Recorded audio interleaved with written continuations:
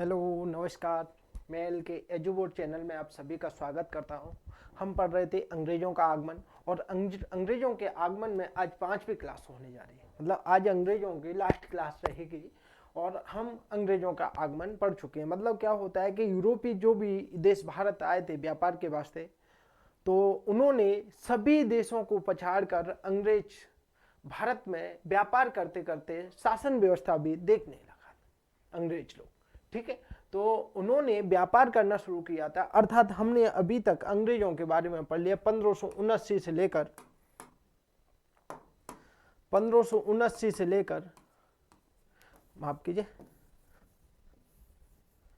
1579 से 1717 तक, क्योंकि 1717 का फरमान पड़ा और 1579 में पहला व्यक्ति फ्रांसिस ड्रेक भारत आया था, जो कि मतलब भारत नहीं आना था उसे, वो जा रहा था दक्षिण अमेरिका स्पेन की बस्तियों को लूटने के लिए, परंतु वो गलती से ईस्ट इंडिया आ गया था।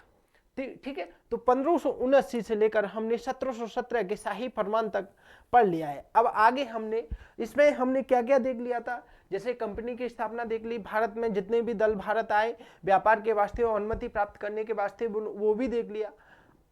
पहली अंग्रेज फैक्ट्री या अंग्रेज कोठी की स्थापना भी देख ली, जैसे 1608 में उन्होंने सूरत में स्थापित करने की सोची थी। मतलब जहांगीर ने परमिशन दे दी, परंतु वह परमिशन बाद में अनुमति वापस ले ली थी।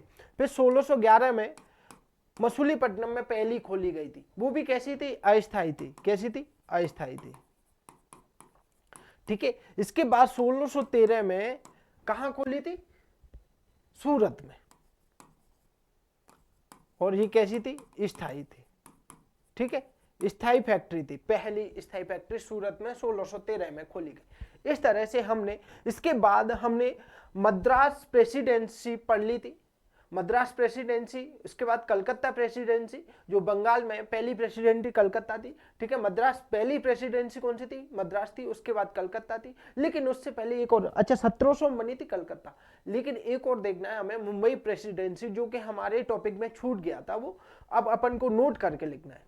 ठीक है, तो यहां पहला नोट लिखना है अपन को, बंबई प्रेसिडेंसी। बंबई प्रेसिडेंसी। ठीक है, बंबई प्रेसिडेंसी के बारे में हमें लिखना है। पहला नोट है, और लिखिए इसके बारे में, दो नोट लिखाने थे हमें।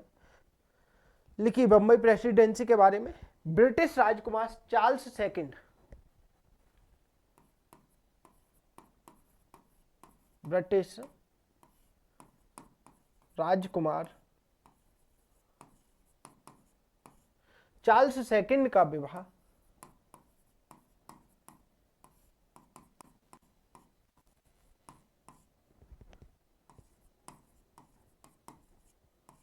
पुर्तगाल राजकुमारी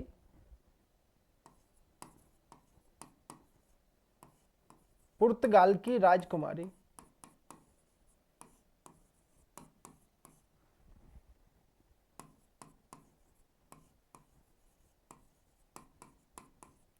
कैथरीन के साथ हुआ था। पुर्तगाल की राजकुमारी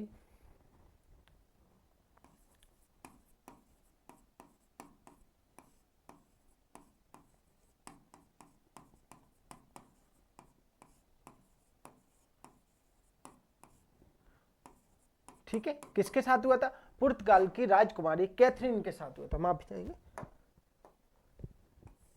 ठीक है, कैथरीन के साथ हुआ था। किसका विवाह हुआ था, पुर्तगाल के राजकुमार चार्ल्स सेकंड का विवाह। ठीक है, पुर्तगाल के राजकुमार चार्ल्स सेकंड का विवाह कब हुआ था, सन 1661 में। इसी विवाह में बंबई दहेज स्वरूप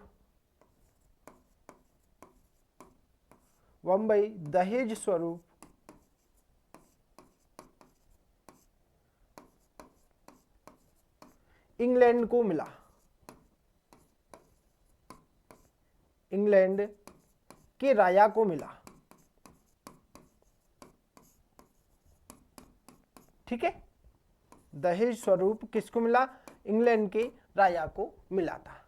इसी समय एक संधि हुई थी और उस संधि के तहत, इसी समय एक संधि हुई और उस संधि के तहत पुर्तगाल के समस्त क्षेत्रों का सुरक्षा का अधिकार इंग्लैंड को मिला। तो इसमें अगला पॉइंट लिखिए,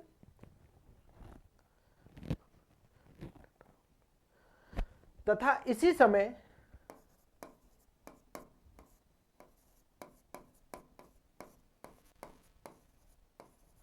व्हाइट हॉल में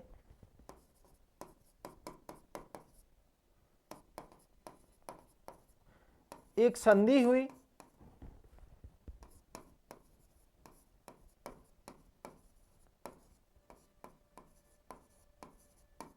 जिसके तहत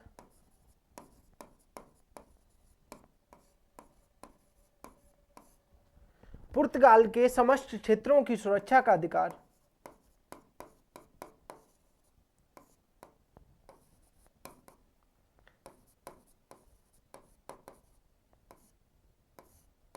पुर्तगाल के समस्त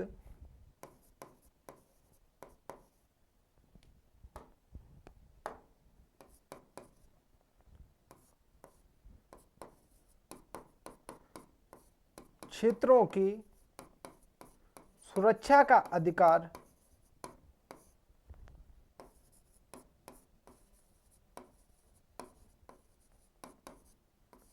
अंग्रेजों को दिया गया।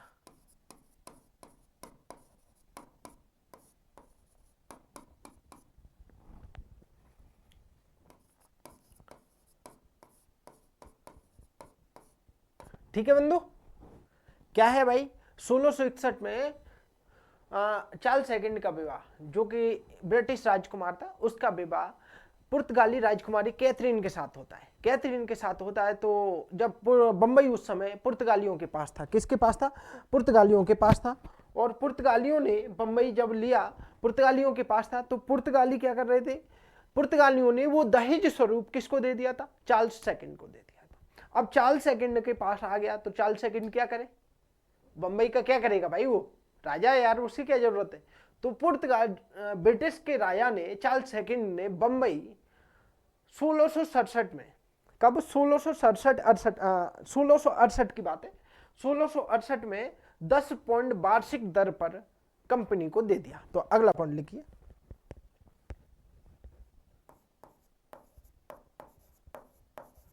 ब्रिटिश राजा चार्ल्स सेकंड ने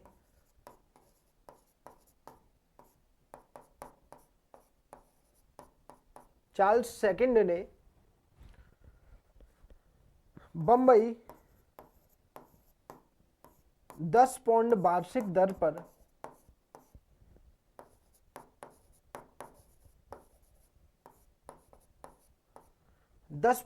वार्षिक दर पर कंपनी को दे दिया।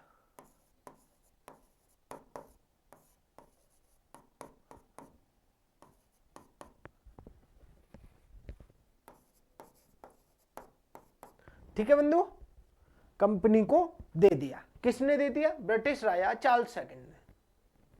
अगला पॉइंट लिखिए, 1668 में कब दिया था? अच्छा, कब दिया था ये भी ध्यान रखना, 1668 में।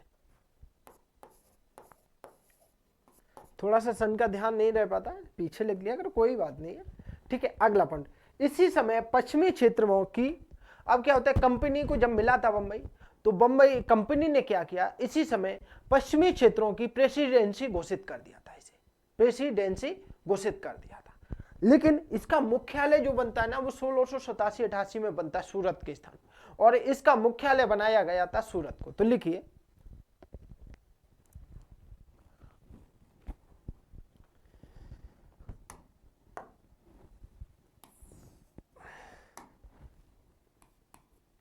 सोलह सौ अड़सठ में ही बंबई को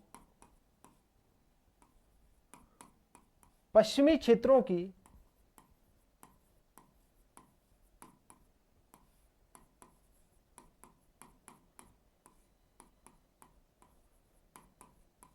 प्रेसिडेंसी घोषित कर दिया।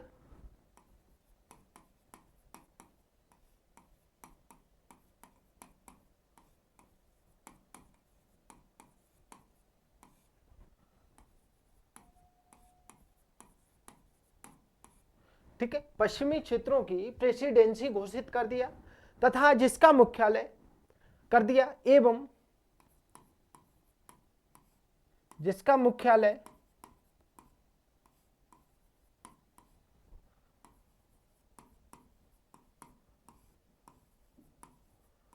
सूरत को बनाया गया था।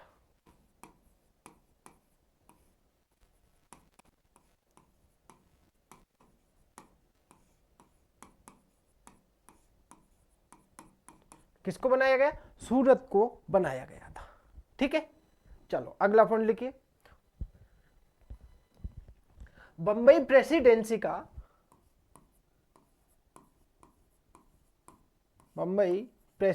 का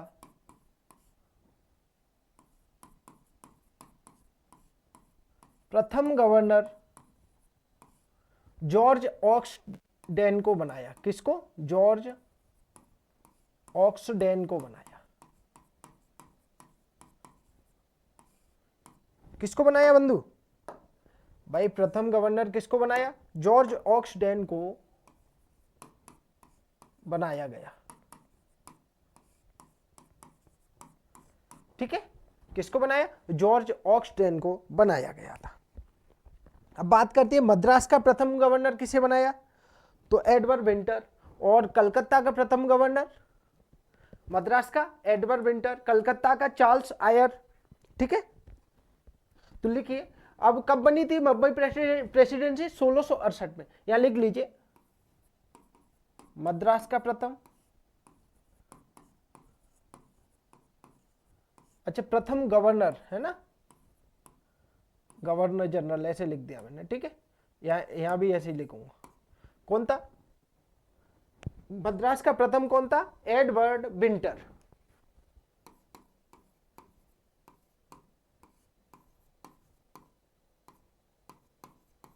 और कब बनाई? पहले 1653 में। मद्रास कब बनी थी प्रेसिडेंसी? 1653 में। और कलकत्ता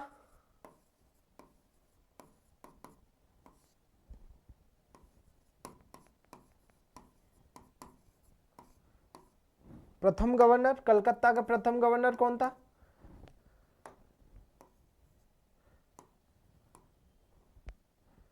ठीक है,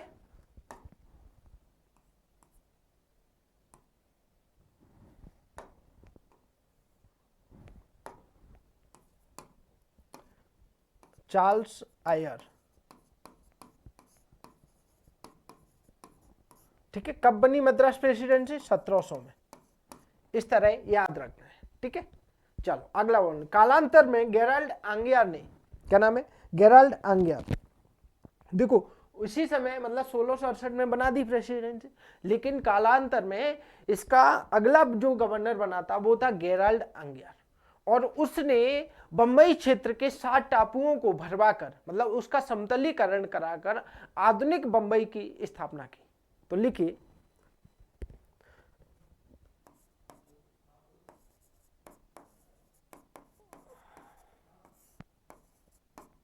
कालांतर में गेराल्ड आंगियार, क्या नाम है?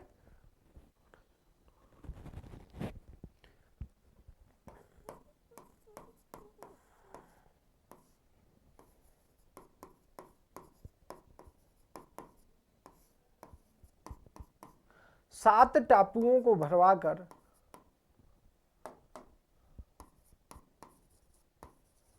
सात टापुओं का समतलीकरण कराकर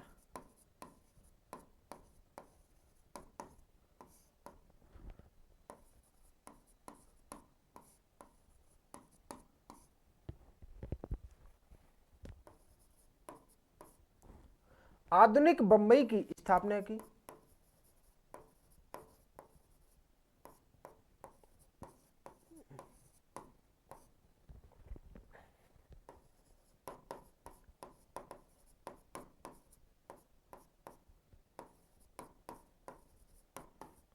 ठीक है, कालांतर में गेराल्ड आंगियार ने 7 टापुओं को का समतलीकरण कराकर आधुनिक बंबई की स्थापना की। ये गेराल्ड आंगियार कब से कब तक रहा? 1669 से 1677 तक।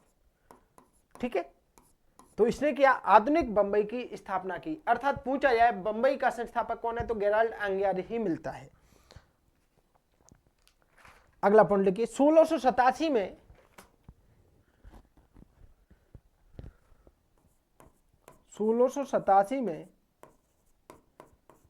बंबई प्रेसिडेंसी का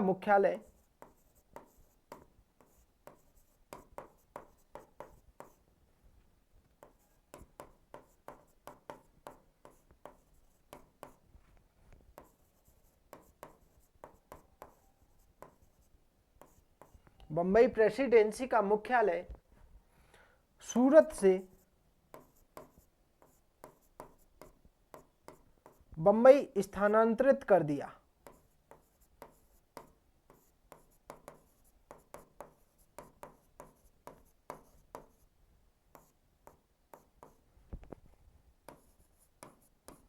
ठीक है, कब कर दिया, 1687 में। ठीक है बंधु, समझ में आ गए बंबई प्रेसिडेंसी की कहानी। 1687 में सूरत से बंबई स्थानांतरित कर दिया। अब अगली हेडिंग डाल लो, अगला जो नोट है, अगले नाम है फोर्ट सेंट डेविड किला। फोर्ट सेंट डेविड, दूसरा जो नोट था ना, तो उसका नाम है फोर्ट सेंट डेविड, माफ कीजिए,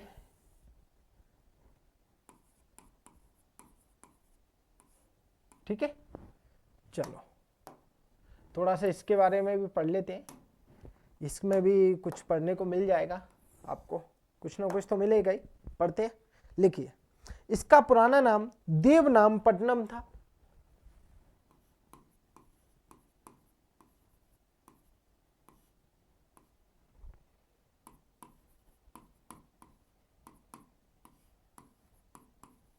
पुराना नाम देवनामपट्टनम था।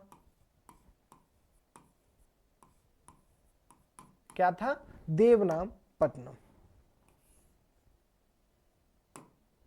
इसका पुराना नाम क्या है, देवनामपट्टनम था। अगला पॉइंट लिखिए, यह संत वेल्स प्रांत का संत था। मतलब जो सेंट डेविड था ना, संत डेविड था, संत मतलब सेंट बोलते हैं संत को, तो जो संत डेविड था वो वेल्स प्रांत का संत था। कहाँ का था, वेल्स प्रांत का संत। अगला पॉइंट लिखिए, उसके नाम पर इसका नाम रखा गया था। ठीक है, यह संत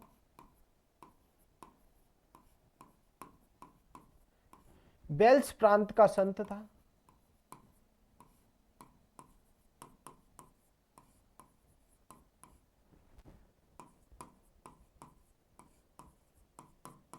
ठीक है, कहां का संत था, वेल्स प्रांत।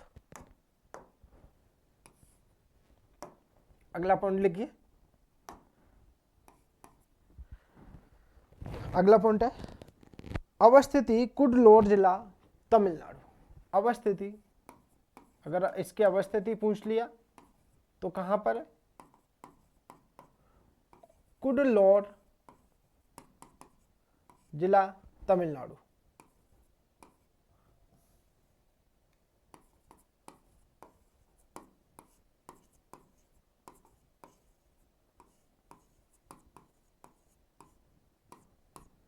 ठीक है, कहां पर है अवस्थिति, कुडलोर जिला तमिलनाडु में। अगला पॉइंट लिखिए, 1608 में जिंजिन के नायकों से निर्माण करता, ऐसा लिखिए निर्माण करता, शुरू में लिखिए 1608 में जिंजी के नायकों से अनुमति लेकर, जिंजी के नायकों से अनुमति लेकर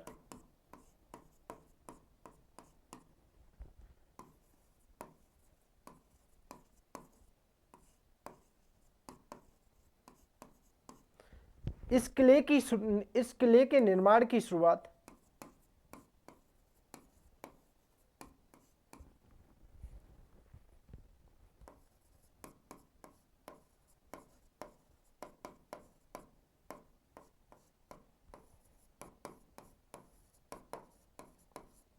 शुरुआत डचों द्वारा की गई थी।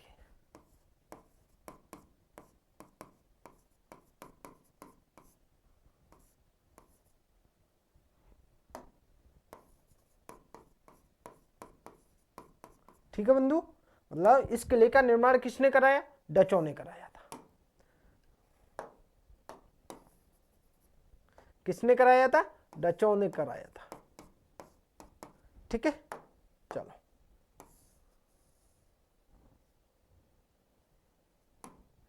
अगला पॉइंट लिखते हैं।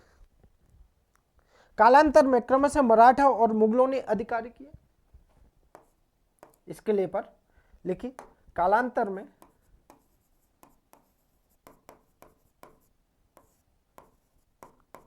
क्रमशः मराठा व मुगलों ने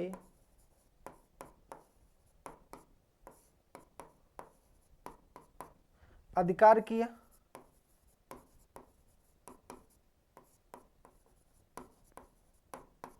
ठीक है, मराठा और मुगलों ने इस किले पर अधिकार किया। 1690 में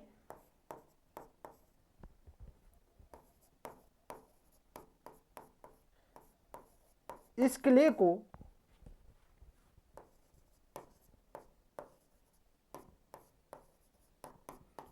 मुगलों से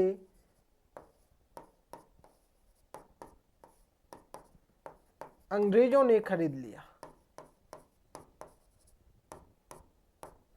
अंग्रेजों ने खरीद लिया। ठीक है बंधु, 1690 में, माफ कीजिए,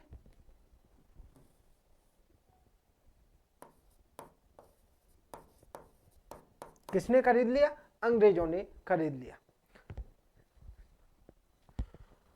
कालांतर में 1700 मतलब कालांतर में एक दो बार बीच में बाद में देखते हैं तो इस पे फ्रांसीसियों का भी अधिकार हो गया था इस किले पे, परंतु 1785 के बाद, 1758 और 83 की बात है, तो फ्रांसीसियों ने भी अधिकार कर लिया था, परंतु 1785 के बाद इस पे लगातार अंग्रेजों का ही अधिकार रहा। तो लिखिए अगली पॉइंट, अगला पेज में पैराग्राफ लिखिए। कालांतर में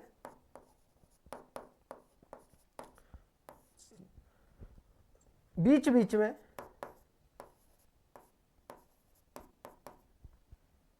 बीच में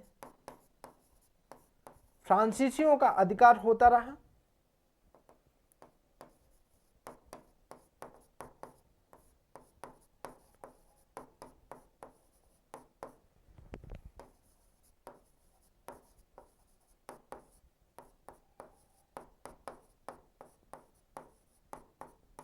परंतु 1785 के बाद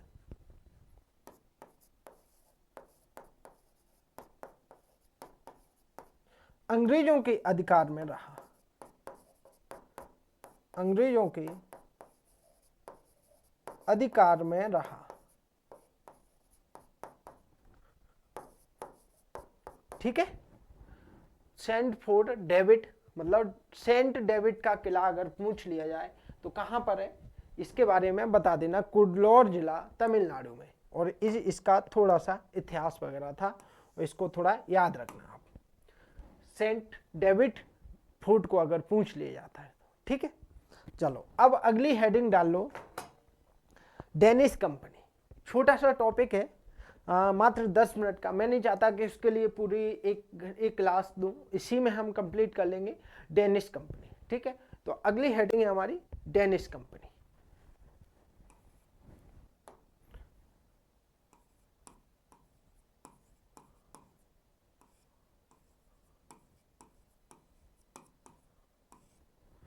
डेनिश कंपनी,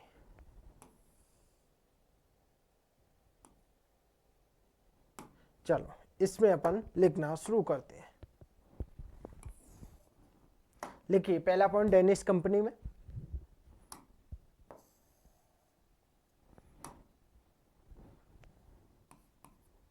ठीक है, राजा क्रिश्चियन फोर्थ द्वारा चार्टर के माध्यम से, देखो स्थापना की बात करेंगे सबसे पहले। स्थापना डैश करके लिखिए, राजा क्रिश्चियन फोर्थ, कौन से नंबर का? चौथे नंबर का, द्वारा, किसके द्वारा? राजा क्रिश्चियन फोर्थ द्वारा एक चार्टर के माध्यम से ईस्ट इंडीज क्षेत्रों में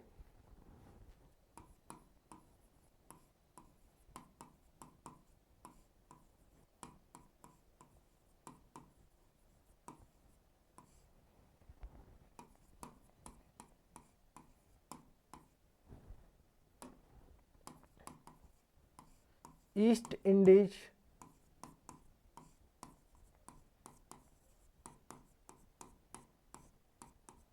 क्षेत्रों में, ईस्ट इंडीज क्षेत्रों में व्यापार करने हेतु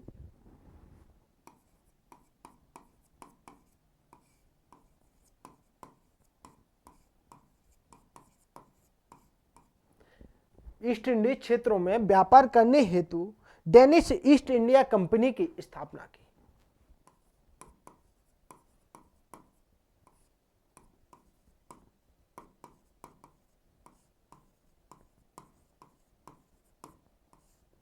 डेनिश ईस्ट इंडिया कंपनी की स्थापना की।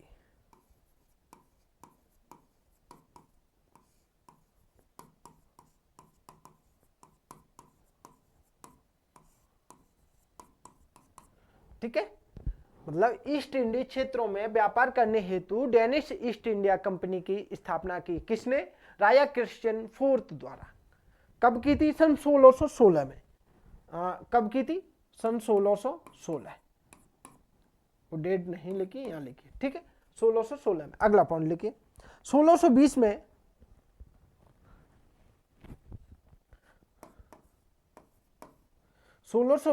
में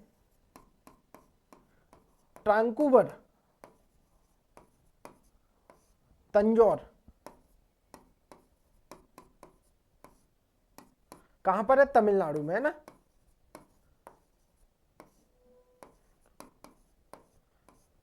ट्रांकूवर, तंजौर, तमिलनाडु में डेनिश ईस्ट इंडिया कंपनी ने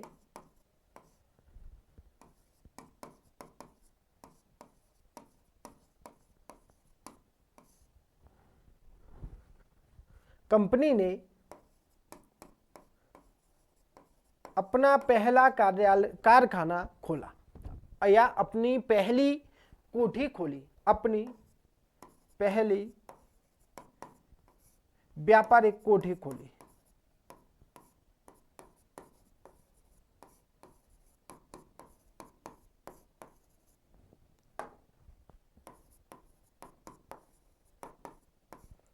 ठीक है, अब बात आती है कि पहली व्यापारिक कोठी खोली है, तो कुछ पहली व्यापारिक कोठी सभी की बताओ एक बार। जैसे पुर्तगालियों की पहली व्यापारिक कोठी कोचीन में। उसके बाद कौन आए? डच आए। डचों की पहली व्यापारिक कोठी कब खोली थी पुर्तगालियों ने? 1603 में। डचों की पहली व्यापारिक कोठी कहां पर खोली थी और कब खोली? माफ कीजिए, पुर्तगालियों ने 1503 में, माफ कीजिए। पुर्तगाल, देखो क्या है, अब पहली व्यापारिक कोठी की बात आती है तो पुर्तगालियों की पहली व्यापारिक कोठी कहां खोली गई थी? कोचीन में। कब? 1503 में। उसके बाद कौन आए? डच आए। तो डचों की पहली व्यापारिक कोठी कब खोली गई? 1605 में मसूलीपट्टनम में। उसके बाद कौन आए थे? अंग्रेज आए थे, और अंग्रेजों की पहली व्यापारिक कोठी की बात करें तो मसूलीपट्टनम में 1611 में। लेकिन उससे पहले खोलने की अनुमति दे दी 1608 में सूरत में, परंतु वो खोल नहीं पाए थे। और वो कैसी थी? अस्थायी थी। स्थायी की बात करें तो 1613 में। कहा? सूरत में। ठीक है, अंग्रेजों। इसके बाद कौन आए? डेनिश आए अंग्रेजों के बाद। और डेनिशों की पहली व्यापारिक कोठी की बात करें तो 1620 में तंजौर में खोली, या ट्रांकोवर में खोली गई थी।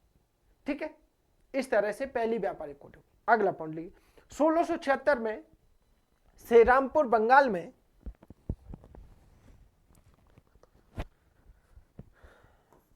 1676 में श्रीरामपुर बंगाल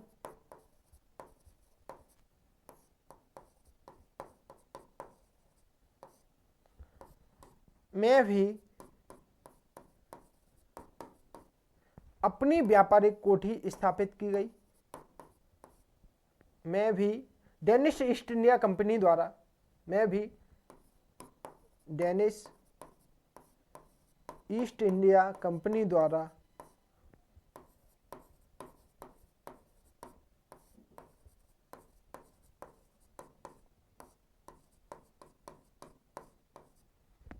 व्यापारिक कोठी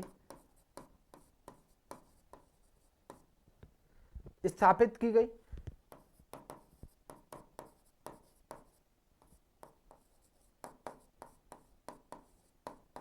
ठीक है, कब? 1676 में। अगला पॉइंट लिख, 1801 में लॉर्ड वेलेजली ने 1801 में लॉर्ड वेलेजली ने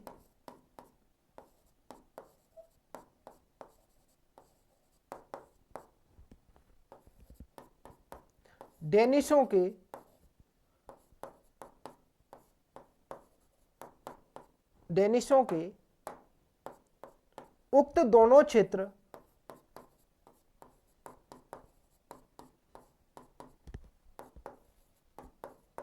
छीन लिए गए।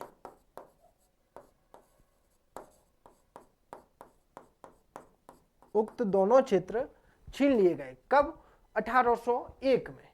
1801 में लॉर्ड वेलेजली ने डेनिशों के उक्त दोनों क्षेत्र छीन लिए गए। कालांतर में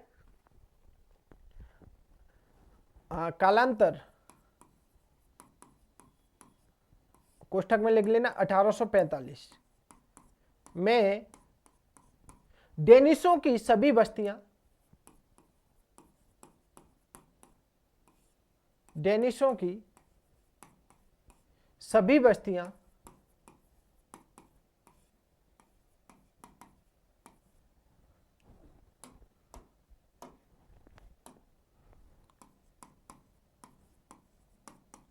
अंग्रेजों के अधीन आ गई।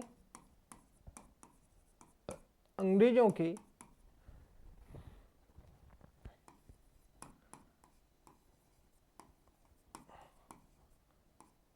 अधीन आ गई।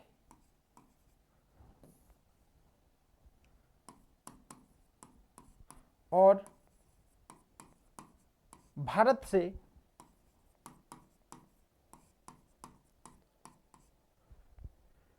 डेनिशों का पतन हो गया।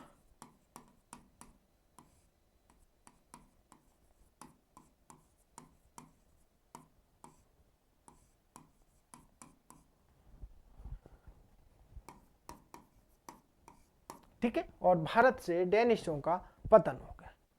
इस तरह डेनिश कंपनी का उत्थान और पतन भी हमने पढ़ लिया। अर्थात हमने 4 कंपनियों का आगमन पढ़ लिया। कौन कौन से? 4 यूरोपीय देशों का। पहला था पुर्तगाली,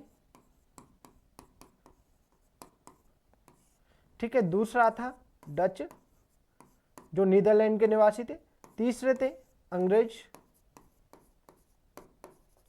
और चौथे थे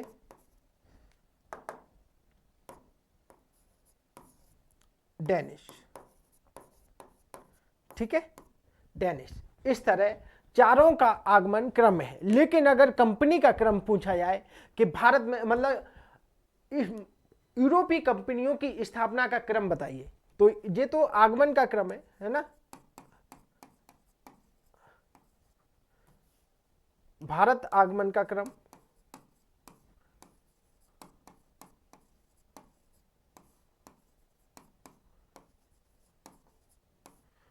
फिर अगर पूछ लिया जाए यूरोपीय कंपनियों की स्थापना का क्रम,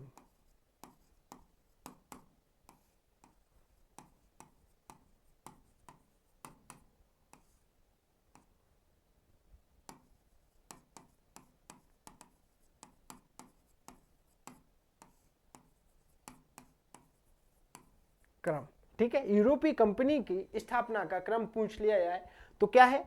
सबसे पहले पुर्तगाली,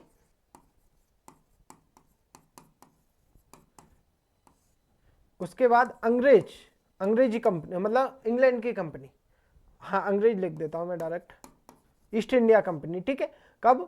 1600 में, और ये कब 1498 में ही शुरुआत हो गई थी इसकी, है ना। माफ कीजिए, कंपनी की स्थापना हुई थी 1500 के बाद, ठीक है। इसके बाद है तीसरा डच, कब 1602 में, ठीक है। इसके बाद चौथी है डेनिश, ठीक है। डेनिश कब आए थे 1616 में, मतलब डेनिश ईस्ट इंडिया कंपनी की स्थापना कब हुई 1616 में हुई थी। और इसकी तो 1500 ईस्वी की है, 1503 के समथिंग है शायद, है ना, 1502 या 3 के समथिंग है। एस्टाडो दा इंडिया राज्य घोषित किया था, वो कंपनी नहीं थी, हालांकि इस तरह से थी, ठीक है। तो क्रम इस प्रकार है। तो आज की क्लास हम यहीं समाप्त करते हैं, मिलते हैं कल फ्रांसीसियों के साथ। अगला जो टॉपिक रहेगा वो हमारे रहेंगे फ्रांसीसियों का आगमन,